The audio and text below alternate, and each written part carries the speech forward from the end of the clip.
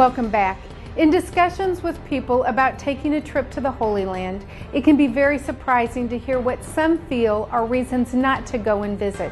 During a recent discussion with David Nekrutman, the Executive Director of the Center for Jewish Christian Understanding and Cooperation, he shared his opinion on why many should consider a visit to Israel at least once in their lifetime.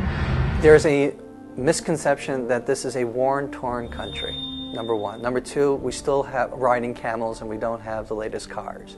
I think there's sort of this archaic understanding of what Israel's about without understanding its modernity. I mean, the mere fact that most of your everyday utilities have been part of Israel's development and making sure embedding humanity, such as the cell phone, such as the chat on in your computer, all that came from Israel.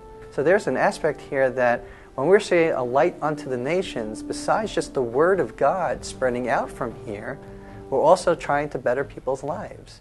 So I think there's this thinking of it's fossilized, and I think once people come and say, wow, I didn't realize the development just in less than 70 years of what Israel has done on the global scene is huge. And people will walk away like, now I understand. They will also understand the military challenges that Israel faces.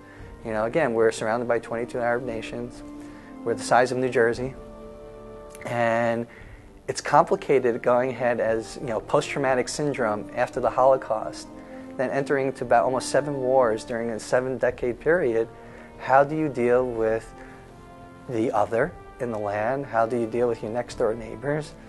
It's a challenge, and not every country understands that challenge. And I think by coming here and seeing the complexities of it, I'm not saying you have to be pro this or pro that. I just say understand the complexities that a small country like us faces.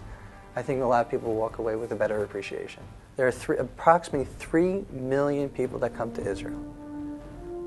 About 60% of that are Christians.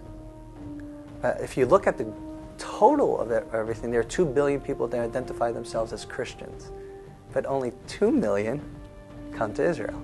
Something is wrong with that. It's what's unfortunate that I do see in the Christian world that only 5% of pastors actually make it to Israel. You're preaching in the pulpit about Israel, and you never made it to the Holy Land. Forget about the Jewish-Christian relational aspect of things, just deepening one's own faith by coming to the land and seeing firsthand the cradle of where Christianity came from. It should be mandatory for every single Christian university that's dealing in theology or biblical ministry or biblical literature to make it a point that you have to come here as part of your credit course. If you believe in covenant land comes with covenant responsibility. For us, relating to Christianity, based upon what was at Maimonides' time, is quite different than what it is today. In Maimonides' time, there was something called replacement theology, that the church actually replaced Israel. That Jerusalem, even though it's a physical place, was spiritualized over the last 2,000 years. So what you're facing right now is a new type of Christian, and that Christian is affirming the covenant of Abraham, Isaac, and Jacob with the Jewish people. That covenant never severed. That you feel that you're part and parcel of that covenantal experience and atoning for past misdeeds and actually taking proactive steps to support Israel and the Jewish people. That's unprecedented. That sort of forms a new, what we call halachic reality, a new Jewish law reality, which we never faced in Maimonides' time or anyone before or after him. The covenants of God prove one thing for me, that there is a God. It's not something I have to prove anymore. It's a fact. I have no explanation of why I'm here today. I have no explanation how there's the possibility of Jewish sovereignty in the land of Israel. We should have been wiped off the earth a long time ago. There have been other cultures, other nations that have been here before, more powerful than us. You don't hear of them anymore.